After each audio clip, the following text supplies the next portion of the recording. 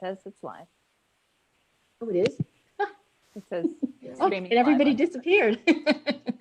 That's pretty awesome. The Facebook page to make sure, because we had a few glitches last night. I'm going to check right now, actually. Hello, attendees. We'll be with you in just a minute.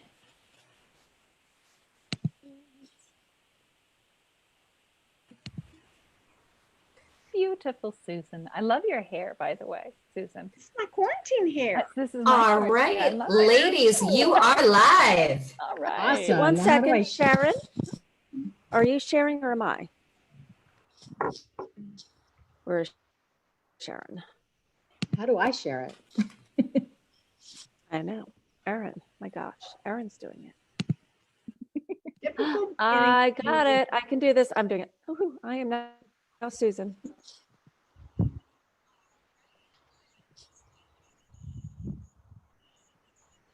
Do a little dance.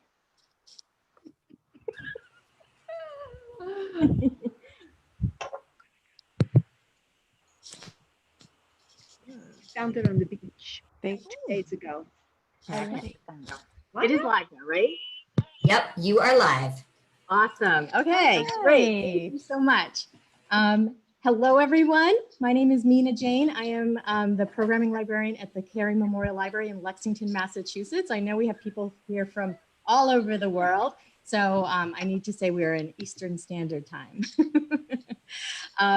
Just a few structural things. As you can see, Kristen and Susan are here, ready to go. Hey.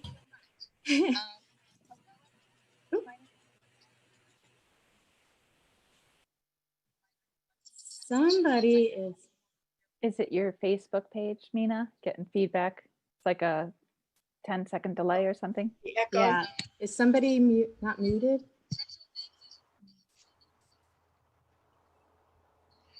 Oh, that's me. All right. Can people still hear me in an echo?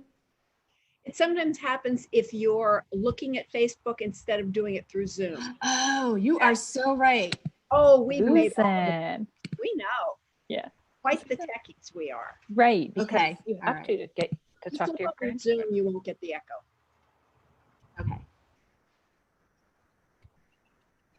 I'm feeling smug. Let's get out of this. We're good. So Okay. impressed. I got it. I got it. Oh, can you send a note, Kristen, to all of your fans saying that we're having technical issues? I'm just kidding. I had to do that last night. We were frozen Okay. in terror. All right, we are ready to go. All right. Again, Jane, Cary Memorial Library, programming librarian. We are recording this session and we are streaming this live on Facebook, as you guys probably know. You can use the Q&A to ask questions. I'll be feeding questions to Kristen and Susan during the session. And you can use the chat for comments and technical issues, which I'll be paying attention to. Okay, officially, let's get started. I have a lot of people to thank for making this happen.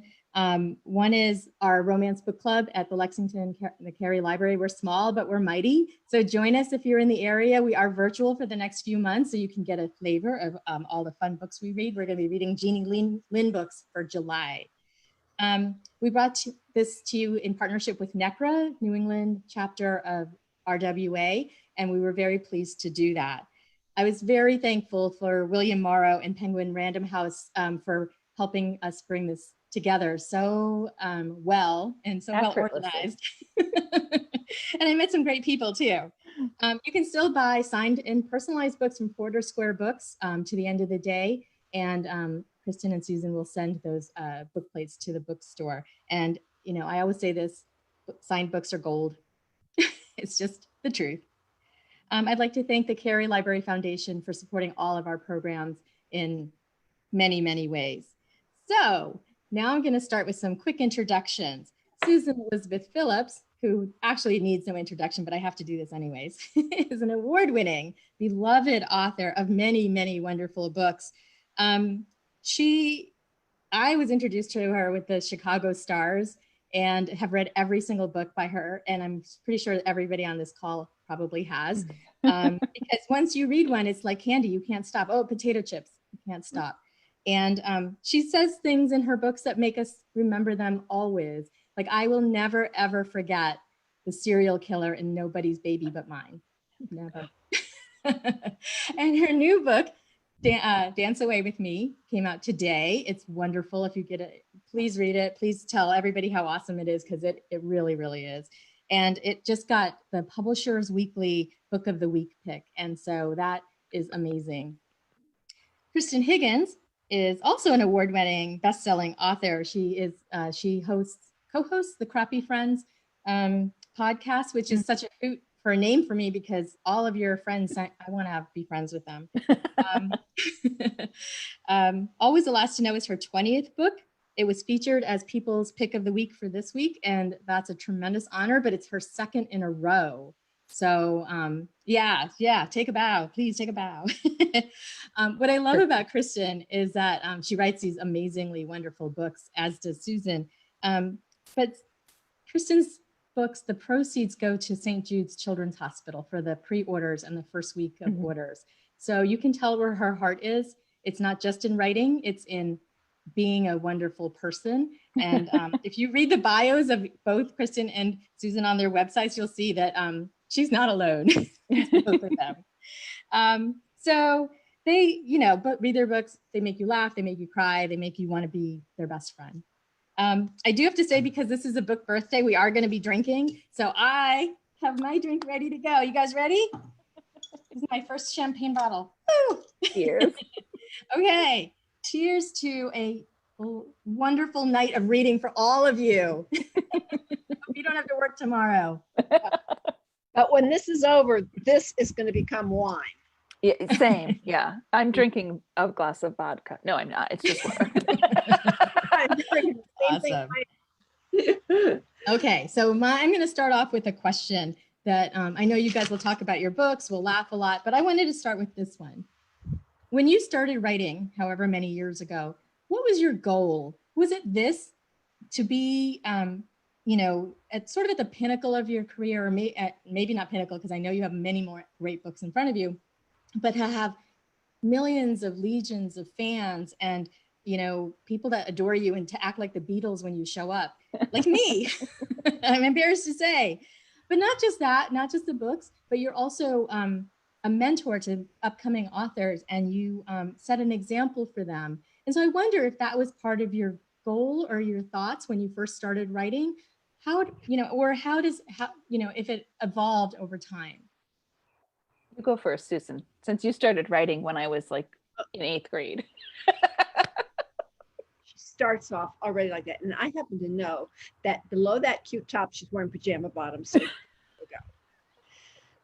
and by the way, I said I was going to wear my yoga top under here. I was, but when I unbuttoned the blouse to wear the yoga top, it looked like I was naked underneath. I thought you were stunning. Thank you. So yes, I set off to be a mentor and to be incredibly famous, which is a total lie. I started writing when I had a 2-year-old and a 6-year-old at home, started writing with a friend. And did I seriously think that book was going to be published? No, but we were having a good time and it kept our brains sharp. Never in a million years when I started writing did I imagine this. And it did not happen gradually. I have a feeling Kristen will say the same thing. It was something that unfolded bit by bit, and what a blessing this career has been. When the kids were younger, it let me have a good, stimulating career while I was home with my kids, and I just wish every woman would be that lucky. But it's also let me meet so many amazing people that I would not have met. Yeah. Otherwise. I also started writing when my kids were little. So it wasn't, I planned originally when I was a teenager, I wanted to be a pediatric surgeon. And I went to college intending to be a pre-med major. And that fell apart very quickly when I realized how much math and science I would have to memorize. And so that career path is going very badly. But I started writing when my son was in nursery school, when he was 3, and he's 21 now. And I thought, if I can make as much writing a book as I would if I were bartending again, because I bartended in college, that would be great. You know, the tips and stuff. If I could, you know, make a couple extra thousand a year, that would be great. And it did start off small, you know, you get your first sale. And I think, Susan, did you sell your first manuscript? Sold the first one in 3 weeks after the publisher received it. Wow.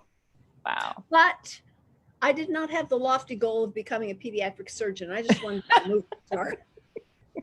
It was the same. I needed something to keep my brain active while I was folding laundry and making Right. block towers and feeding the ducks. And I loved being a stay-at-home mom. So it did work out great.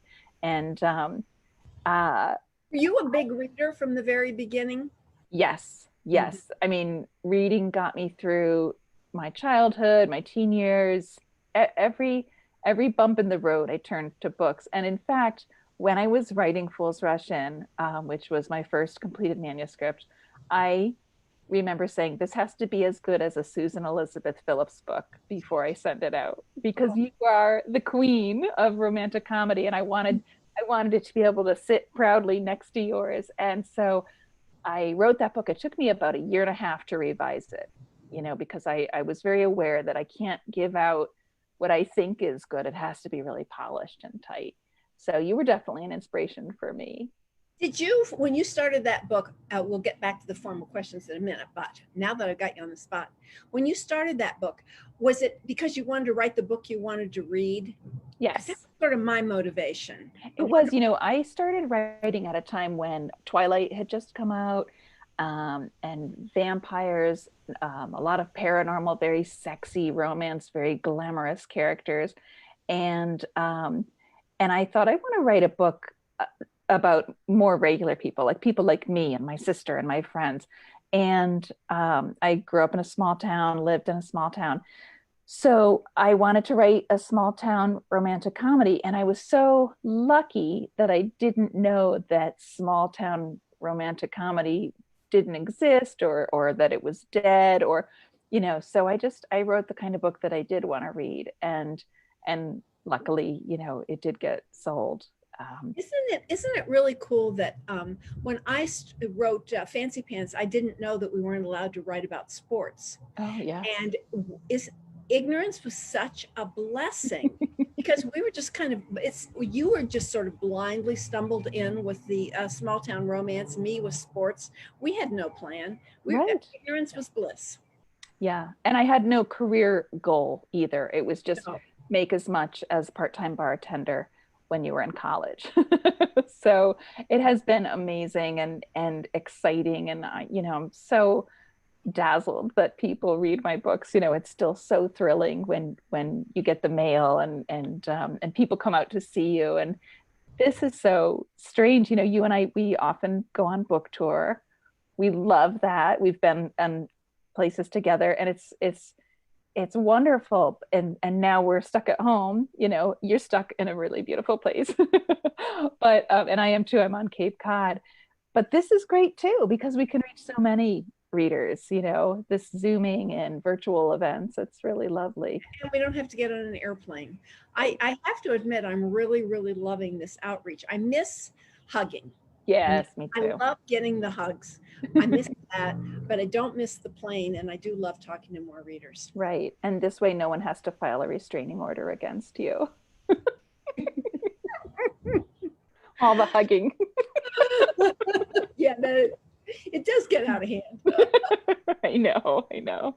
But I want to talk about Dance Away with Me because, you know, I've been your fan for decades. And this book, I thought, I knew I would like it, but it really blew me out of the water. I think it's the best book you've ever written. And I loved, you know, it had all of the SCP elements that I love. It had the broody, growly hero. It had that sort of larger than life career that he had as a famous artist. But you also gave us a small town. You gave us a lot of angst and yearning and this impossible relationship between Ian, the painter, and Tess, the former midwife, who is thrust into delivering a baby under very difficult circumstances. And the way it unfolded, I mean, I read it so fast, and I'm not a fast reader. and I just loved it. Then I went into like the stages of grief when I was finished. I was not prepared to let these people go. And I'm so excited that it got Publishers Weekly Book of the Week and Apple's Book of the Month, because I thought it was fantastic. I got so many things to say about your book. But I can't say them right now because you just complimented me. But I just want you to know it's coming up, because I got a lot to say about this book. Well, when you started writing this, did you have a plan? Like, do you plan in advance? I want to write a story of an artist and a midwife in a small town in the mountains, or are you just a blank slate? My brain is a blank slate. And that's really a rude question, because you know me well enough by now to know that I don't plan anything. I just stumble in. The original version of this book took place in the 1950s in rural Sicily. How about that? I mean, it just crazy. But okay. Shout out to your editor. Yeah, I know. A can of worms. So my favorite, this is the advanced copy. This isn't the final copy, but this, where I want to read now, my sweet spot in reading and kind of in writing too, is that line between where you're on the line with women's fiction and romance. I absolutely love reading there and writing there. And you know, we were in a position, I got your book about the same time you got mine. I did not get up when I read this book. I mean, I lost 2 days of writing. I'm so proud. Honestly, truly loved about this book. You know, a book where you still live with the characters after you're done? That is just the way, I mean, Barb is kind of the pivotal character in this book, because she's an older woman, she's 70. And her views on marriage are so interesting and so complicated. You really dug deep there, girlfriend. You dug deep enough that I wondered if you made McIrish a little bit nervous. I did. In fact, he finished it the other day. He always waits for the final copies. And he read it the other day and he said, honey, are we as happy as I think we are? And I said, yes, absolutely. You're a wonderful husband. I adore you. We don't have these problems, but I think, marriage, we all want to have a long and happy marriage. And what I wanted to write about in this book was romantic relationships. So we have Barb and John, who've been married for so many years, and they were very in love in the beginning. And then it just kind of unravels to the point where they are strangers who live in the same house. It unravels so gradually and so realistically. Because I think in all, Mr. Bill and I are coming up on 50 years. Oh, wow. And in all those years, you have the roller coaster. And you kind of see it, except this time it really does go south. Right. And part of you, as a reader, what I love about the characters of this book is you dig deep into these characters, but you don't want to kill yourself when the book is over, because the book but with these, there were times when I just really wanted to smack Barb, and then times when I'm like, I get it. I so totally get it. And the two sisters. Jessica is such a pain, and I love her. Juliet, the older one. Yeah. And with Sadie is kind of our entry character, I think, to this story. Go through her, and we've got that great love story, which I want in a book still. I still want that love story, but all this richness of characters. This is going to be on my top 5 list of my favorite books for 2020. For sure. One of the questions that I'm seeing is, Kristen, will you go back to romantic comedy? And one of the joys of writing Always the Last to Know was Sadie's storyline, which I view very much as a romantic comedy. She is an artist. We both wrote about artists, which I think is so funny, because all of overlapping things. We do, and Susan and I we don't talk about our book. We're friends, but we talk more about like kids and great places we've eaten. And then reading each other's books, and we go, Where did that come from? It's really strange. Right. Yeah. Sadie's an artist, and she has to come back to her little town of Stoningham when her dad has a stroke, and she and her dad are very close. She's her daddy's girl, and she comes back and encounters her first love, Noah. And their storyline is that their love was never in question. It was the timing, how Logistics. much they would compromise, the logistics. So there's a lot of feelings there, and I loved writing their story. They're definitely, I think, the funniest storyline in there. And then Juliet is, I think, someone a lot of readers will relate to, because she's that woman who has a job and is determined to do great at her job. And she's also happily married, and she wants to keep that going. And she's a devoted daughter, and she has 2 teenage girls. And she's just got all these balls in the air, and she's starting to crack a little. She's starting, sure. Yeah. And so, the last thing she needs is for her dad to be sick and her mother to have more of a burden. And she's just starting to lose it bit by bit, to the point where she's having panic attacks in her closet, and fantasizing about moving to Montana, as one does, right?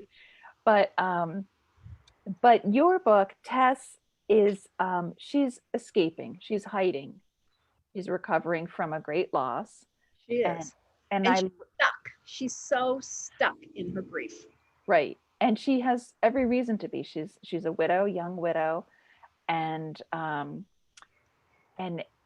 it was what I loved about her story was what we learn about her marriage. You know, she loved her husband and she mourns him. He's a good guy. He was a great guy, you know, but she did a lot more emotional work in that marriage than I think she even knew, you know.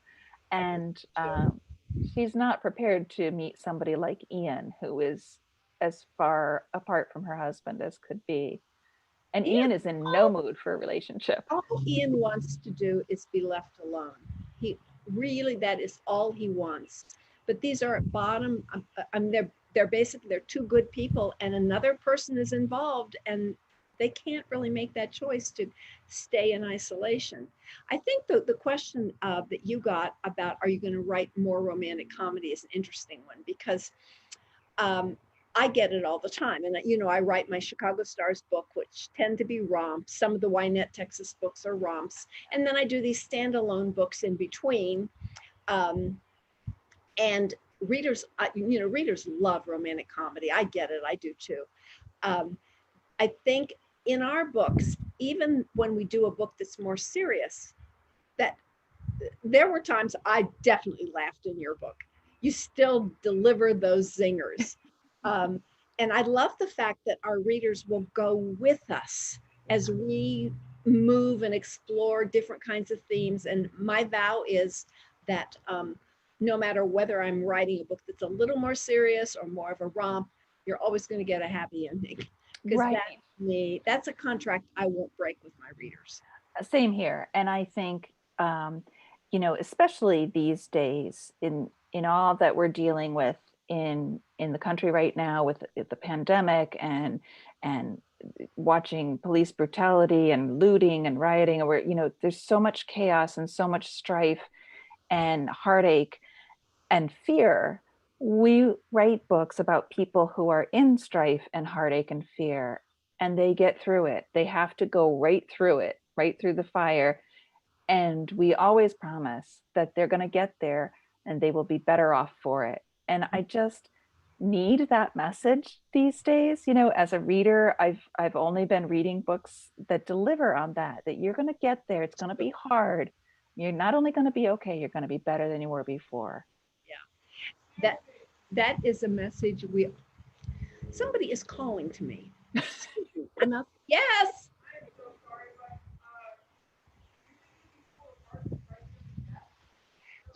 I'm on a Zoom meeting right now. And so this is kind of, you got me at a bad time. Yeah. Sorry. I don't even know what he asked me to do. I think he wanted me to go out in the parking lot or something.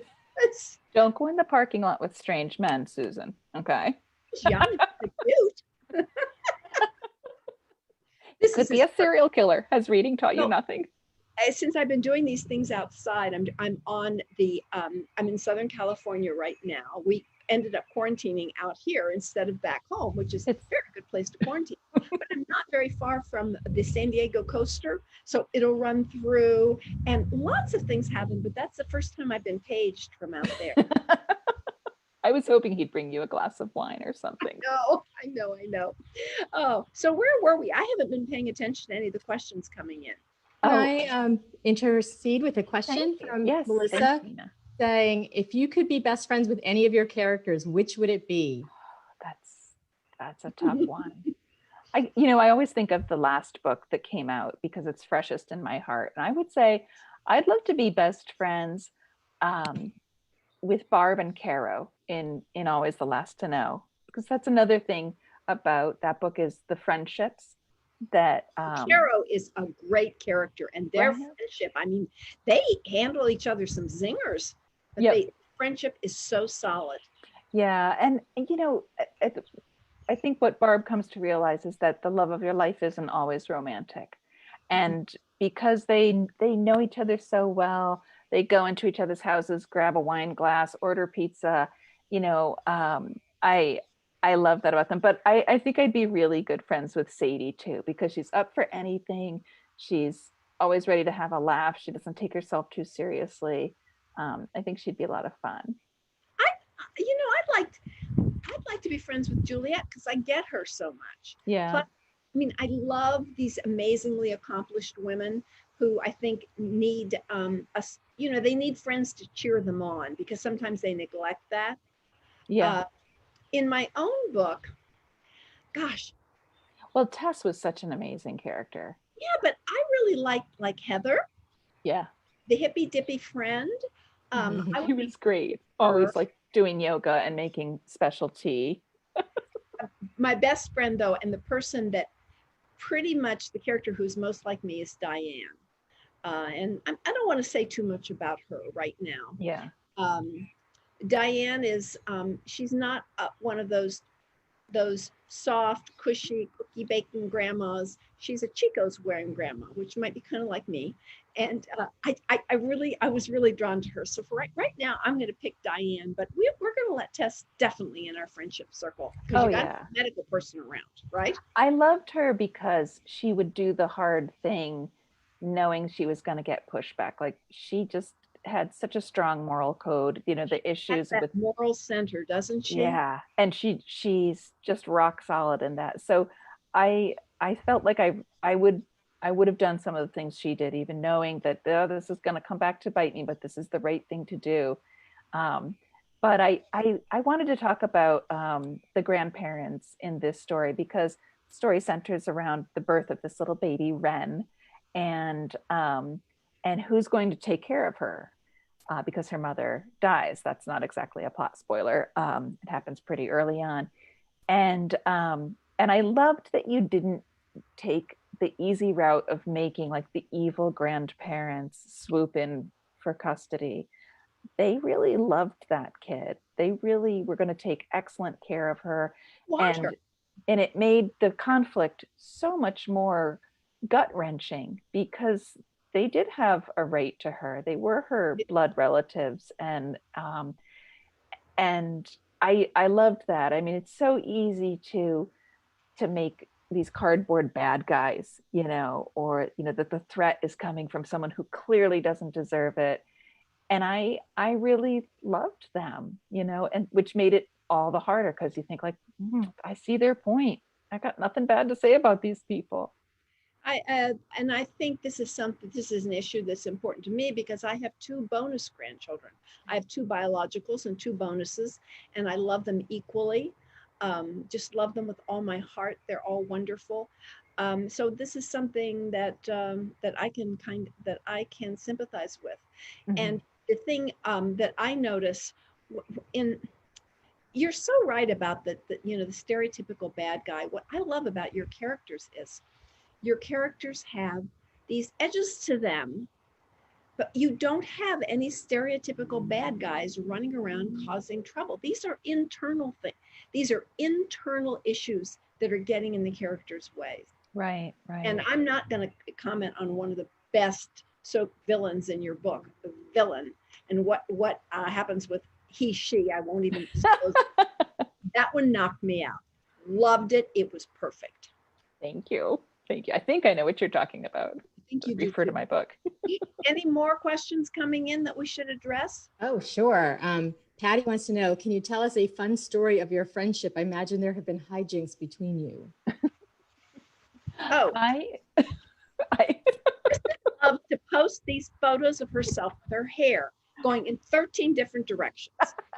It's like she gets up in the morning and her first thought is, oh, I have no makeup on. My hair's a wreck. Let me do a video. So I do tend to talk with her a bit about that. well, I posted a picture of Susan because we were doing an event together in Chicago at Anderson's bookstore, the wonderful Anderson's. And Susan said, would you like to stay over at my house? And I said, oh, I would love to. And then a day later, I jumped on social media and I said, I'm having a sleepover with SEP. And I was looking through my pictures of you. The only one I found was with you with the clown nose on. So Susan said, thanks a lot for that picture. And I'm going to get you back. So we're at her house. She has this lovely house. She shows me to the guest room and she said, by the way, I have a clown suit. I might be calling on you in the middle of the night. And I said, Susan, I am so afraid of clowns. If you do that, I am going to wet your own bed here. All night long, every little creak in the house, every time the wind blew, I'd be looking around. The clown staring at the door. Ooh. And when are you coming back to stay with me? She asked evilly. Oh dear. I think we're all like, clown, no clown. We're there. Margaret wants to know, how do you develop your characters? Do you do detailed pre-work or do you evolve as you write? That's an interesting question. Yeah. My background is in theater, so I do everything internally. And when I start, I've got these little shell characters. They have no depth, no personality, and I'm kind of moving them around. And I've noticed that it takes me almost every book to the 9-month mark before those characters start becoming flesh and blood in my mind, and where I can transfer it to paper. I just think that 9 months thing is hysterical. What about you, Crystal? Do you do outlines and character sketches and all that ahead of time? I do. I call it procrastination. It never helps, but I'm not able to jump from one book into another. So I fool around with ideas, but I generally pick the situation that I want to write about. What if you were called back to your hometown to take care of your dad unexpectedly? Or what if you were just about to ask for a divorce and your husband had a stroke? So I make a situation and then the characters kind of grow from that. It takes me about 200 pages to get to know them. Before that, same. They're just sort of shell characters, situational characters. And I just need to spend that time with them, with my fingers on the keyboard, putting them through their paces before they really start to take on life, when the soul is breathed into them.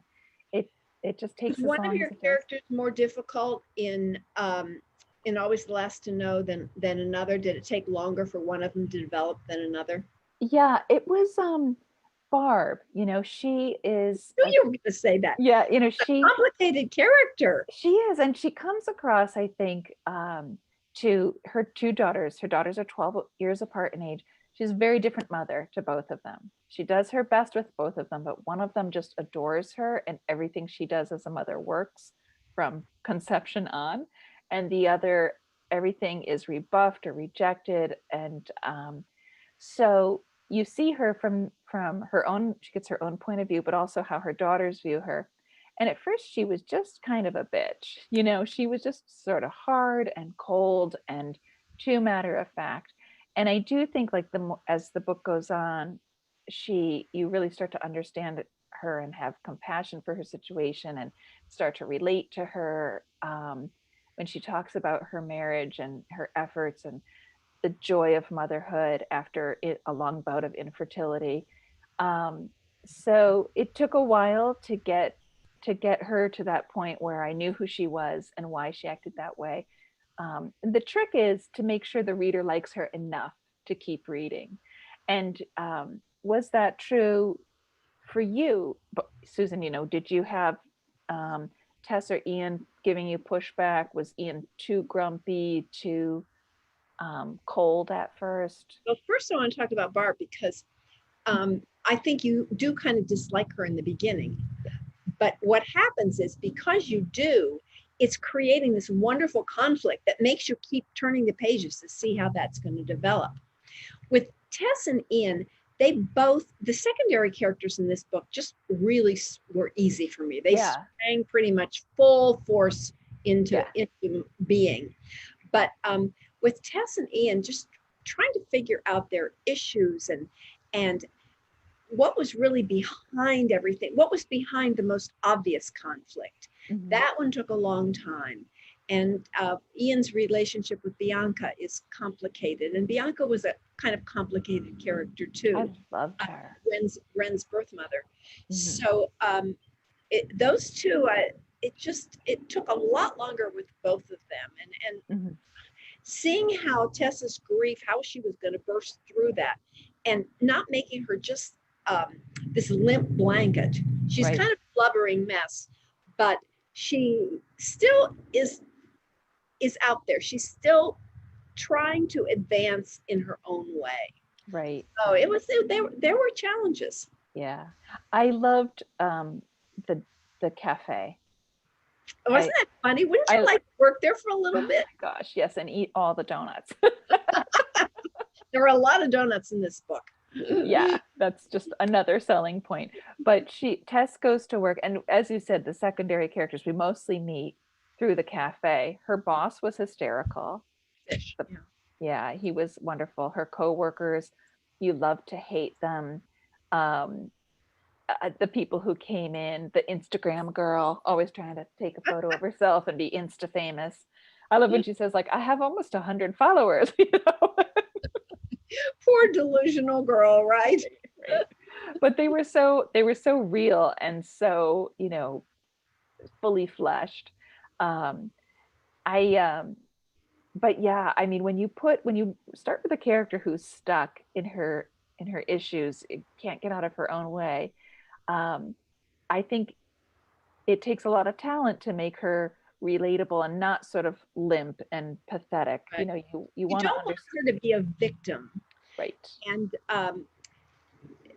you do that really well in your books too. Your characters have challenges, but they're not going to be victims. Mm-hmm. And I think that's what I know. That's what I'm looking for when I read. I want to see women rising above the circumstances that they have been forced into. So Christine asks, what amazes me with both of your works is the dialogue between characters. The dialogue is so authentic. How do you both create such realistic dialogue between various characters with the tone, language, emotions? Where do you get your inspiration? Well, you can answer that, Kristen. I mean, I that's my favorite part of writing, whether the characters are having a fight or snarky exchanges or professing their love for each other.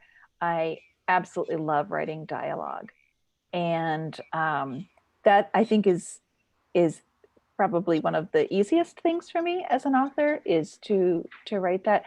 I think that as chatty as I am, I'm actually more of a listener, especially in groups, and I love to listen to people. I come from a big extended family of all ages and ethnicities and everything, and I have a very wide circle of friends, and I really love listening to people and asking their stories and just kind of sitting back and taking notes.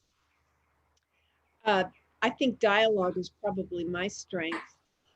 and it is, I don't know whether it's the theater background or whatever, but I do every once in a while. I love that when you get in that state where you're working and all of a sudden it feels like the characters are actually dictating to you, and you might be writing it down. You're going, did you really say that? That's just such a fun state to be in. And I think every writer has different strengths, but being able to write dialogue is just, that is my happy place. Yeah. Yeah. And you have that theater background. I don't, but I'm that person who thinks of what to say 4 hours later as I'm driving home from the party, but that's the joy of writing too, is that you can go back and shorten it and sass it up and fix it. So I have to show you something, readers. I'm giving away a, that's my husband. I'm not giving him away.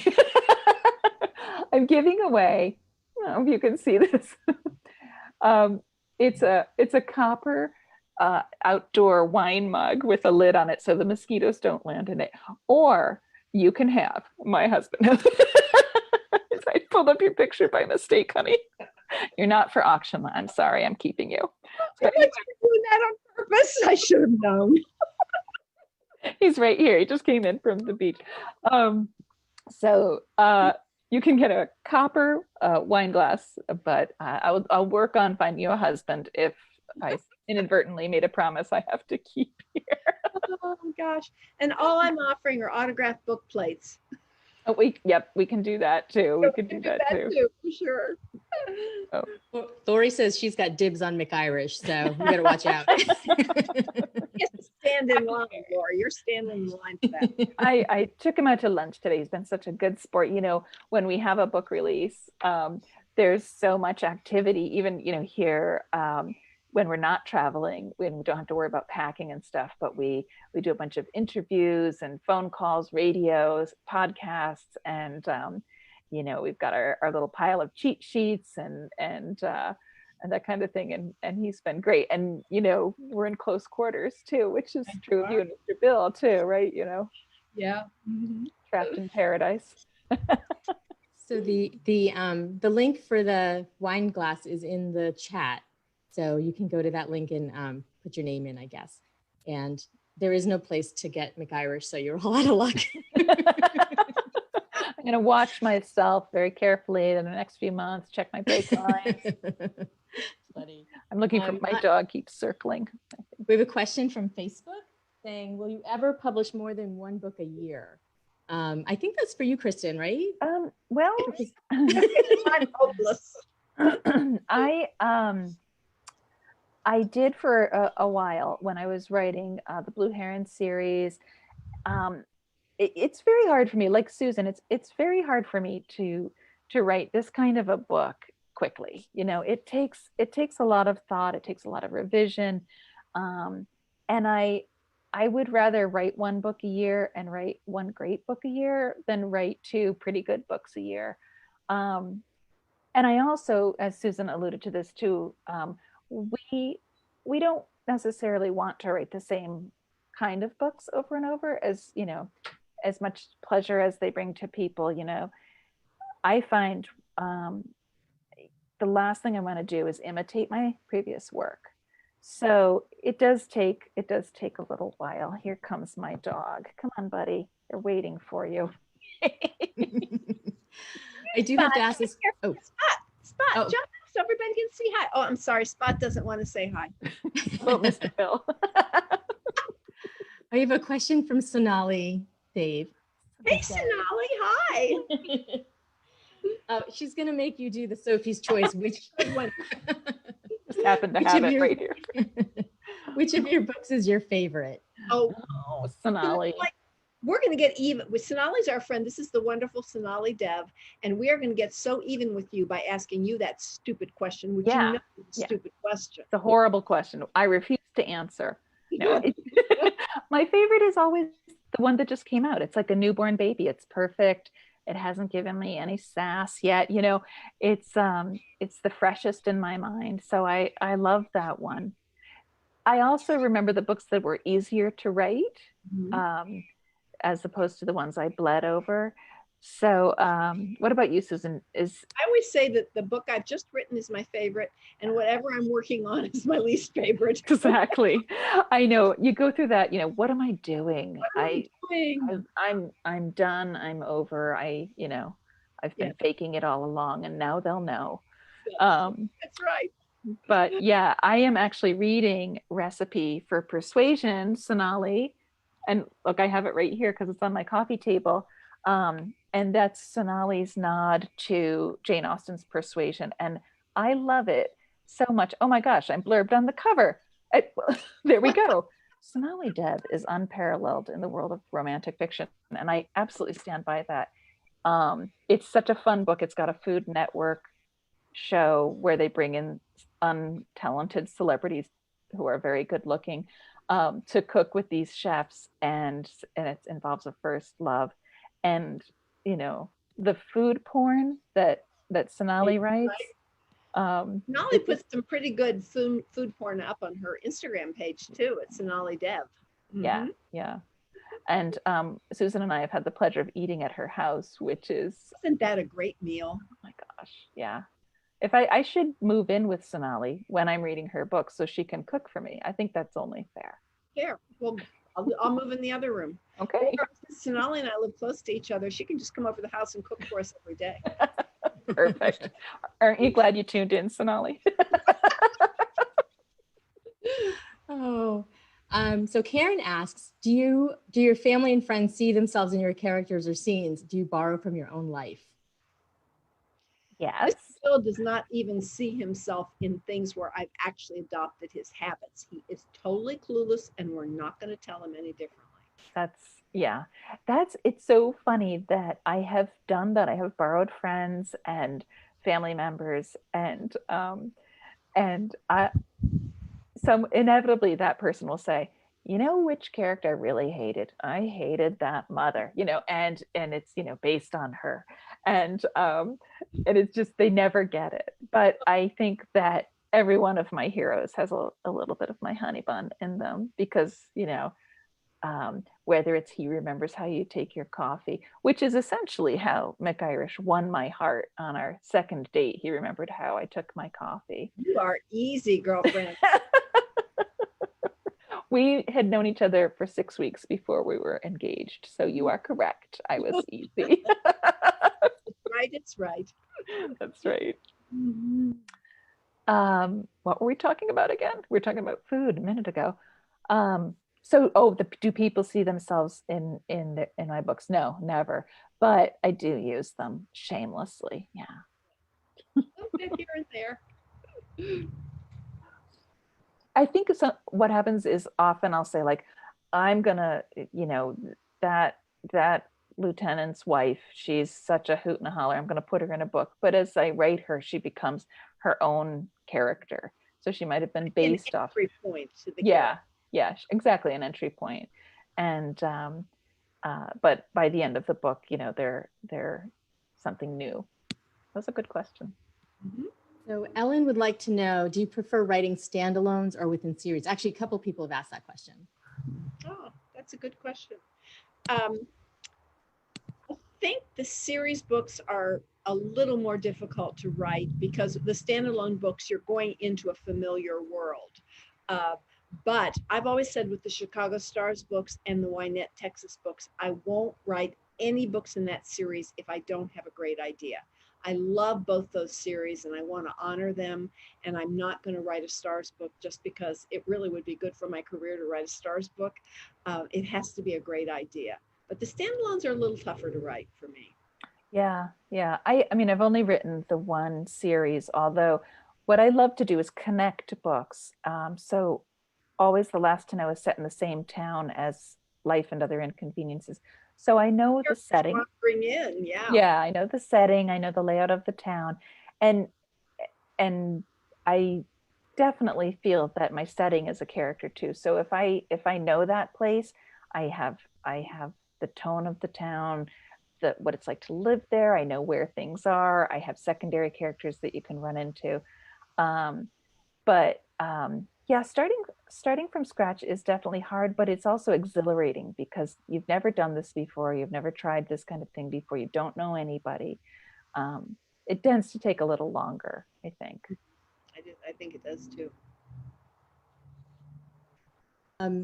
So have you ever written a character that is similar to your own characteristics? Well, I just said that with Diane in this book. There are similarities between me and her, but that hardly ever happens. And a couple of books I've written characters who were not admirable, and I have used parts of my own personality for that. I've done that too, Susan. Don't feel bad. I think that's sort of like in this book, Juliet with her, her schedule, her lists, and, everything will be done well, damn it, even if it's killing me, that's definitely me. But I think, we write these characters, we make them up, they come from our hearts. So there's always going to be parts of us in there, whether or not we have the same jobs or backgrounds or goals, I think, there's got to be some similarity. Otherwise, we wouldn't have been able to write them. I would agree with that. And when I wrote Lady Be Good, the heroine in that book, who's the headmistress of girls' school, she loves to lead. She loves to take charge. Boy, is that me. Even if I have no idea where I'm going, I will take leadership. Follow Susan. She's got the flag. I got the flag. I was on a cruise and they let me hold the paddle one time. I was just like in my element. I need to post that picture again. But yeah, I just was surprised. I don't know where I'm going. So somebody wants to know, do you either of you have a tradition when you finish writing or editing a book, when you send it in? Other than like a victory cry where I say, I did it, and my family jumps, and that's about it. We don't, I tend not to really mark those milestones. Maybe I should, but, there's always like a deep satisfaction of sending the book in and I then just collapsing on a couch count. I'm really good at that. When I send a book in, I don't do any kind of celebration then, because there's that satisfaction of hitting the button, the relief, and then the fear of like, oh, what is my editor going to say? What are people going to say when they actually read this? So I don't know that that is a totally joyous occasion for me, not nearly as good as actually getting the final book in your hand. Yeah. And the first thing you do if you're an author is you smell it. Oh, the book. Yeah. Us librarians do that too. I think a lot of people do. A lot of book lovers do. So let's see. Susan and Kristen, what are your favorite books of each other?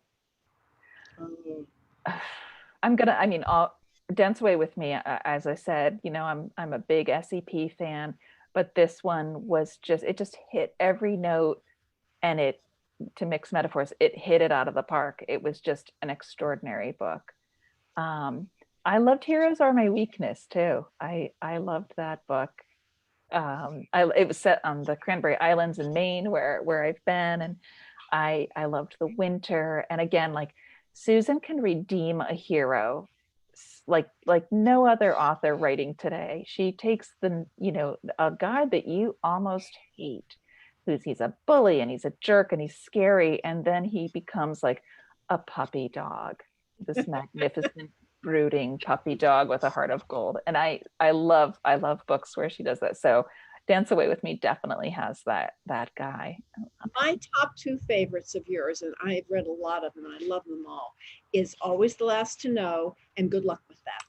Thank you. I love where you went with that book. That was a real, and if you only knew, that was one of the funniest books I ever read. Thank you. Those are all big favorites of mine. Thank you. Anything else, Mina? Oh, we have plenty of questions. What other books are you reading or want to read? And I wanted to remind you, and I forgot to say this in my introduction, is that today's a book birthday also for Farah Roshan and Nalini Singh. Oh, yes. I actually read Farah's The Boyfriend Project. And again, like Farah's always been a good writer, a great writer. She delivers on that happy ending and character arc really well. But this book, The Boyfriend Project, I thought it was like modern day Jane Austen, because it takes societal issues, and for example, so we have a viral video moment as sort of the opening of the book. And so we have characters thrust into the spotlight where they're not comfortable. Three women making friends after finding out that they've been dating the same guy. And you know, a hero with a different motivation than is immediately obvious. I loved that book. So I highly recommend Farah Roshan's Boyfriend Project. And as I think I've mentioned, I'm still reading Recipe for Persuasion because this is the kind of book you don't want to end. So I'm trying to read it slowly. And Sonali's prose is so beautiful that you don't want to race through it. You know, you want to savor it. So I'm really enjoying this one. I read Real Men Knit, which was a recent release, which is about four hot brothers in Harlem who were all adopted by this lady, Mama Joy. Mama Joy dies and they inherit her knitting store, which was just the best premise and a really delightful book. How about you, Susan? What have you read lately? Just finished not too long ago, Jane Ann Krentz's new one, Close Up. I love Jane's suspense because it doesn't take me into really, really gory places, but it's still fun to try to figure it out. And I didn't figure it out, but I don't know. I admire her so much for being able to write those plots. She's great. And Susan Mallory's always good. I have the new Robin Carr, which I can't wait to read. Yeah. And there's somebody else I wanted to mention. Oh my gosh, just went right through my head. You know what? I finally got around to reading Ann Patchett's Commonwealth, which I really enjoyed. I was surprised that I did. I read The Dutch House, or I should say I listened to The Dutch House. It was narrated by Tom Hanks. So it was really lovely to listen to. That was quite a ride too, you know, a kind of a long, decades-long story, right, filled with heartache and beauty. It was lovely. You know, Audible, I remember when audiobooks first came in and they weren't very popular and they weren't going anywhere.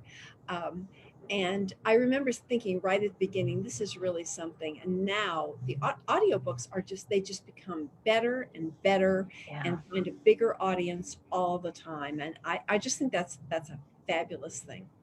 So it's really cool. Yeah. So I have to say this. What's her name? Said, my librarian heart, Stacy. My librarian heart is so happy to see you're using a bookmark, Kristen. Of course. Just wanted to not take away your writing credentials. I'm not a savage, right? I don't fold down the corners, for the love of God. Oh, I can mutilate a book. I can write notes in the margin and underline and turn corners down. You're either a book mutilator or you're not. Yeah. I had such interesting posts on my Facebook page about that. People talking about how they treat their books, whether they treat them as holy objects or whether they just really get in there and they're really, really using them. And two schools of thought. I'm not proud.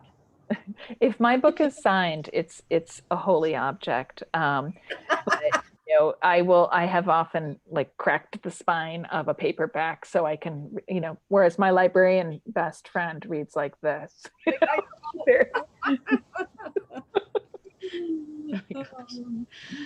So this is a really interesting question. I'm really struggling to write these days with all the chaos out in the world. How are you able to keep the words flowing? Butt in chair. You have to show up. You just show up because there's always going to be something going on. And granted, the something lately has been really, really horrendous. But here comes the train. I'm going to go on mute for a second. Would you say for Kristen? Sure. I absolutely agree with Susan. We are professional writers. this is our job. We have a contract and a deadline and other people waiting for our book to be delivered on time. So you have to show up. You have to show up. You have to turn off Twitter. You have to turn off the news and spend some time writing your words. Even if those words get deleted the next day, you have to keep trying and moving forward. And I also think you have to give yourself time off in times like this to rest and recover and try to find some peace, whether it's like a walk in the woods or taking a yoga class virtually or snuggling with your dog, right, Luther? You know, that you have to feed the good parts of your soul and your brain as well as paying attention to what's happening in the world. You know, it's you know, people ask, do you have to, people ask me, and I try not to laugh when they say it, do you have to be inspired to write? And I always think if I had to be inspired to write, I'd probably write 1 hour a month. But I just like to show up and to work. You can fix, my favorite saying is, you can fix a bad page, but you can't fix a blank one. Right. Yeah. This is a funny. Go ahead. No, go ahead. I was going to say, you know, I had a horse when I was a kid, and one of my chores, of course, was to muck out her stall. And it's always stayed with me that I view writing as like mucking out a stall, and you're looking for the earring that you dropped, you know, and you have to shovel all that manure to get to that jewel that you're going to find. So don't be afraid of writing badly. If you're an author, just keep writing. Yeah. Just keep moving forward. Right. Keep shoveling the manure. I like this question. Jessica asked, how do your husbands handle your fame? Fame. Susan, are you recognized in public? When I am, and it's happened twice at Costco, it like makes my week. It makes me so happy. I don't know what there is about Costco, but my readers are hanging out there. So that's about it. But you know, I'm sure it's the same with McIrish. They're so used to it, they don't kind of think that much about it. I mean, they think it's cool, but you know, my husband really kind of wants to know, well, what do you have planned for dinner tonight? Well, I will say that McIrish absolutely loves, you know, he's so proud of me, and he's such a supportive husband. And, you know, I love posting about him because he's such a great guy. And now, like, if we go to a writer's conference or a book signing, people will shove me out of the way and hand me their phone and say, "We take a picture of your husband and me," you know, and he really enjoys that. You know, he enjoys seeing people excited to see me, and he enjoys people recognizing him. There was I think we were in Michael's or Staples, you know, another glamorous store like Costco, and someone said, "I'm sorry, are you Kristen Higgins?" Oh, we were at Petco, remember, honey? And and of course I hadn't showered for 2 days, and my hair was, you know, like in the pictures, and I had just had like a garlicky pizza. And she said, "Are you Kristen Higgins?" And then she saw my husband. She's like, "Oh my God, McIrish is here too!" And her voice changed and everything. So he enjoys that sort of reflected fame and the adoration, you know, from my readers. And Bill loves it when he's asked for autographs. Yes. I'm so happy. And he's also, his best skill is at book signings. He has gotten so good at taking photos with any kind of cell phone you hand him. He's got that all worked out. So yeah, he really gets a kick out of that. We have a question from Facebook. Is there any place that you want to go research to use as a setting for a future book? Yes, I want to go to Hawaii, because I've had the luck and good fortune to be able to go a couple years ago with our kids, and I just loved it so much. I would love to set a book there, just because it would require me to live there for a little while. But I don't know if I will ever pull that off, you know. I like writing about the Midwest, and I like writing about the South. Those are areas I'm very attracted to writing about. And I travel a lot. I do hiking trips all over the world. but I've only really twice been inspired when I'm traveling to write. Generally, when I'm writing or when I'm traveling, it just is kind of a refueling time for me. So right now, the next destination, I'm so looking forward to being able to travel again because I want to go to the Faroe Islands, but I don't Oh, think I'll be setting a book there. Those pictures there are amazing. yeah, I think that to set a book in a place where you're really a stranger, it means that your character has to be a stranger too. You know, I couldn't set a book in Alabama writing from an Alabama's a woman's perspective because I don't know what it's like to live in the South. You know, I've visited, but I've never lived there. So I think to capture the sensibility, um, that's that's why I stick with the Northeast. You know, this is where I live. This is what I know, and it's a beautiful part of the country. So why not? You know. I am very comfortable about writing about the South because I had a past life where I lived there. I swear, it feels very comfortable to me. Yeah. But when it comes to writing in other countries, I know when I was writing Breathing Room, which was set in Tuscany, the heroine again she was an American going in there so that I was writing from her Right. perspective. Right. Because it gets tough. And there's some cultures and some areas that I would not feel comfortable writing in because I don't think I could do them justice. But yeah, I feel the same way. Mhm. Want to make an appearance? No. They're asking to see the husbands. Is Mr. Bill around? Will he say hi? I see his music rack. You remember Susan? Give Hi, you Susan. away. I almost gave you away. I I'm know, I sorry. The highest bidder. No, I can't see him. Oh, last time he was vacuuming in the background. Just, Oh. Oh, that's Oh, right. Up my game. it's very, very, very sexy. Yes. Well, that is his music stand. He's been working on the Bach cello suites, and so I know that he's around somewhere, but I don't know.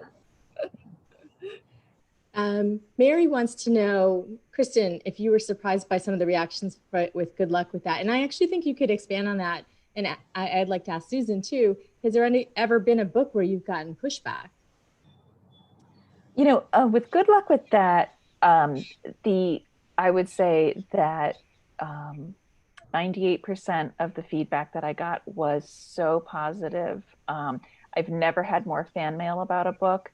This is a book about women and size and self-esteem and their physical selves and how you get from all the messaging that is given to us about being a certain way, looking a certain way, you know, being curvy in the right places and flat in the right places and, you know, thin, whatever. It's just so much pressure on us. And I know in my life, it has been so hard to be happy with the skin I'm in, you know, and not say, you know, I got to lose weight for that. Or, you know, I wish I had a smaller waist or, you know, whatever it was. And I wanted to write a book that really honestly tackled the journey to get to self-acceptance, whatever size you are. And I think what bothered people was that I wrote from the perspective of a woman who was medically called super morbidly obese, which meant she had a body mass index of over 50. And she, you know, she weighed well over 600 pounds and her problem was food addiction. And I really wanted to explore that because I think everybody has a story. And I think that it's very easy. They say like fat is the last accepted discrimination. It's very easy to look at someone of that size and say like, how did you let yourself get that way? And I wanted to answer that question of this is how. It's often sexual abuse. It's often depression for not just you, but for your parents. And so in writing Emerson's point of view and writing the struggle of Georgia and Marley to get past all that pressure to be a certain way, I think I hit a nerve, you know, and for most people, as I said, like 98% of the feedback I got was really, really validating and uplifting, saying, thank you for writing this book.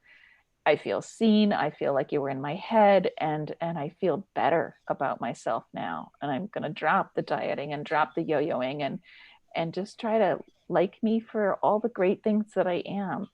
So that was my goal in writing it. And yeah, there was a little pushback. It was usually from people who had not read the book. So I think how about you? I have never written a book where I haven't gotten pushback on something. And most of it has been completely unexpected.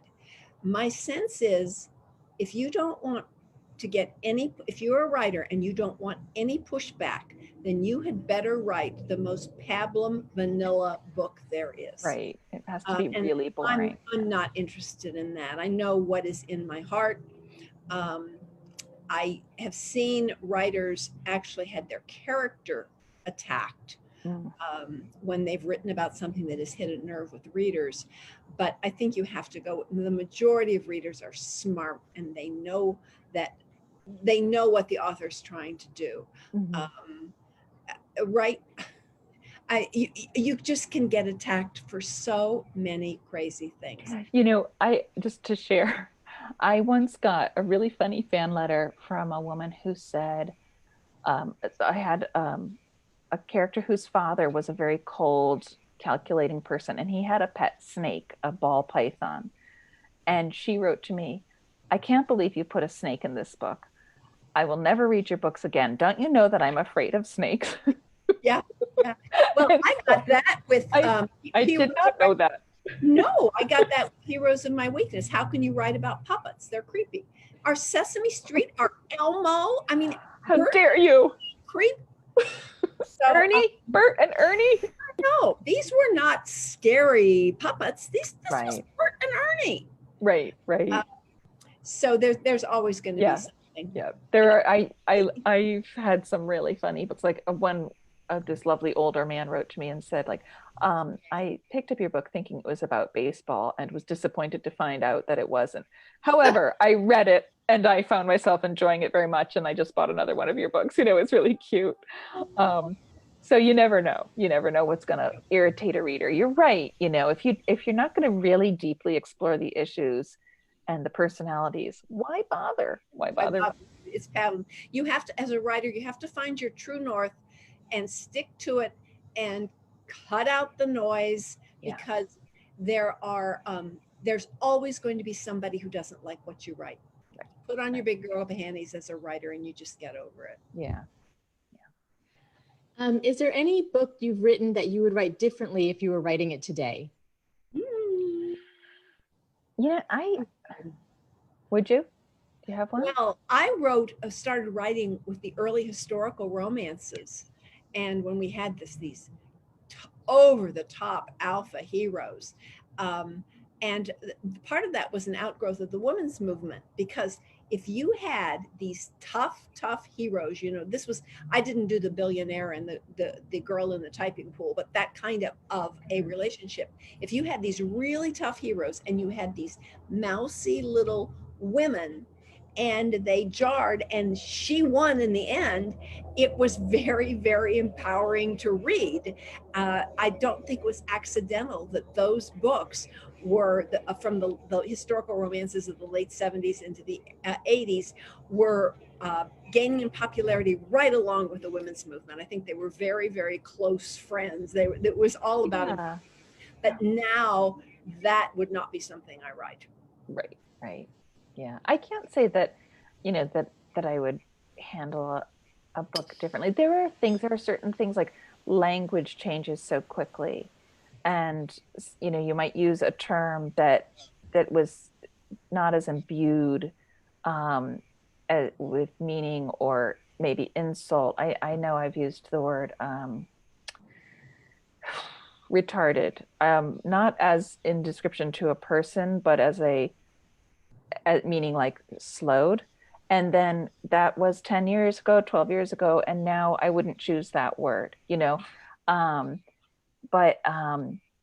Because the word has taken on a new connotation. I'm not talking about intellectually disabled in that context, but the word is fraught, you know. What's next for you both? What's your next book?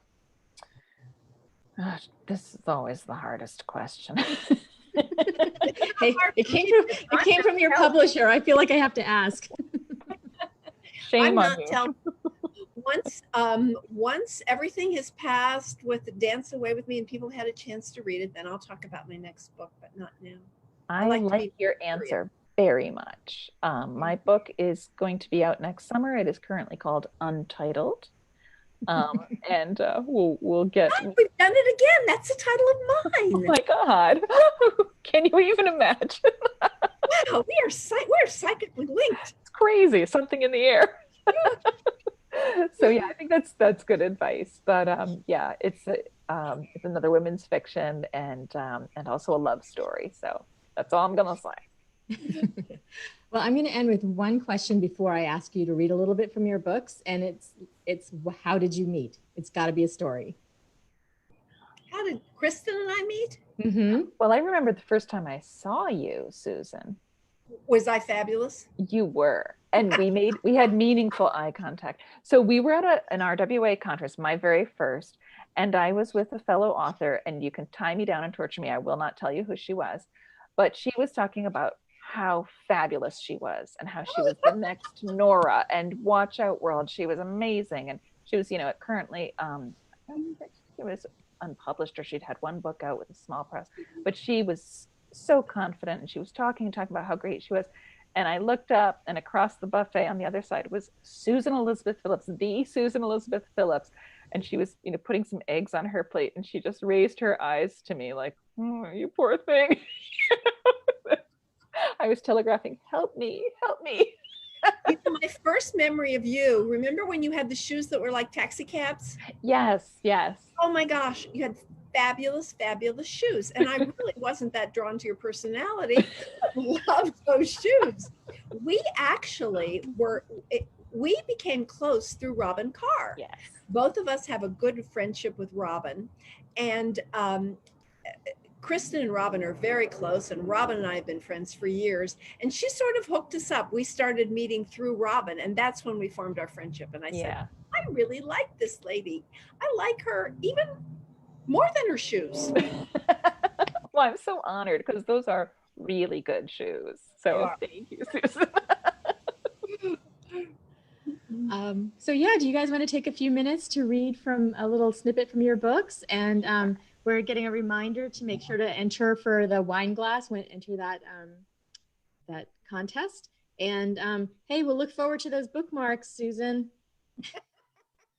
Okay. You go first, Susan. All righty. I'm just going to read a teeny bit from chapter 1. Tess danced in the rain. She danced in her underpants and an old tank top with her feet tucked into a sad pair of once silver ballet flats. She stomped her feet on the slippery moss-covered flagstones under the dripping hickory tree that had sheltered the mountain cabin for so many years. Today, she danced to hip hop. Yesterday, it was reggae. The day before that, maybe grunge, maybe not, as long as it was loud enough to be an accomplice to her anger, to sanctify the grief that would never, ever go away. The kind of loud that wasn't possible in Milwaukee, but here on Runaway Mountain, where her nearest neighbors were deer and raccoons, she could blast her music as loud as she needed. The cold, wet wind of an East Tennessee February carried the scent of decaying leaves and skunk. This wasn't the right weather to be outside in only a tank top and underpants. But unlike a dead husband, being wet and cold was something Tess could fix. A broken flagstone caught the toe of her ballet flat, sending it flopping into the weeds. One shoe on, one shoe off, sending all her emotions into her feet. A sharp stone dug at her heel, but if she stopped, her anger would burn her up. She forced her hips to move, tossed her head so that her wet, tangled hair flew. Faster and faster. Don't stop. Don't ever stop. Once you stop. Well done, Susan. Oh, I loved that book. I'm going to read it again when I go home. Okay, I'm going to read a bit from a scene where Noah, Sadie's first love, has come over to check on her rickety little house that she bought against all practical advice. I love that house. Thank you. So Noah comes in. He was sent by her mother to check on her furnace. Sadie says, "What do you think?" "Money pit." "That's what Jules said. I'm glad you let your hair grow again, by the way." "No, Sadie. No, don't say that. Too late. You did." "I saw your picture on Facebook. That's all. Nothing big. I wasn't stalking you." "It was when you were engaged. That's all. All of our classmates were talking about it." He just looked at me with those dark, dark eyes, as opposed to looking at me with his teeth, for example. God, I needed a drink. "You have a boyfriend," said some distant part of my brain. "He's very nice to you." "I don't like the sound of that furnace," Noah said. "Okay if I go downstairs?" "Yeah, sure. It's super dark, though, because there's no light down there, which is what happens in the absence of light. Darkness." "Are you drunk?" he asked. "I wish. I'm just feeding off all that brooding masculinity of yours." I snorted and regretted it deeply. Noah sighed and took a flashlight out of his toolbox. I took a few cleansing breaths. It would just take some getting used to seeing Noah again. He was my first love. Of course I still had a soft spot for him. There would always be a place in my heart for... "Sadie, can you come down here and hold the flashlight, please?" "Coming." I groped my way down the stairs. I definitely needed to buy some light bulbs. Noah was at the hulking black thing, the furnace, I assumed, doing something with his hands, something manly and hard and dirty. He handed me the flashlight, which I pointed in his eyes. "Sorry," I said, shining it at the floor. "Your filter is filthy." "So are my..." "Never mind. Filter, filthy, got it. Should I call someone or buy something?" "You have someone." Oh, my heart. "I'll be right back," he said. He was already up the stairs. I heard my front door bang close. I had to get a grip. Yes, he was gorgeous. What did I expect? That he'd become Nick Nolte in my absence? And yes, that brooding Jon Snow thing was doing things to my lady parts. But he had a baby, and I had a serious long-term, almost engagement going on, and Noah didn't even want to be friends. I could respect that. Great scene. Great. Thank you. Oh my gosh, that's so wonderful. Both of your books are amazing. I was lucky enough to read arcs of them. Thank you so much. We have many comments about how you've taken people away from their troubles and give them a good laugh. And seeing two of their favorite authors together on one screen has been a really wonderful way to spend the evening. Well, it was wonderful for us too. Thank you, Mina, and thank you, Cary Library. No, thank you. This has been a thrill for me.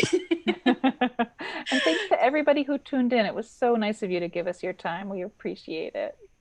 That's right. So good night, everybody. Thank you for coming. I will send you a link to the video so you can just relive it over and over and over again. Thank thanks, you. everybody. Oh, do you guys want to stay for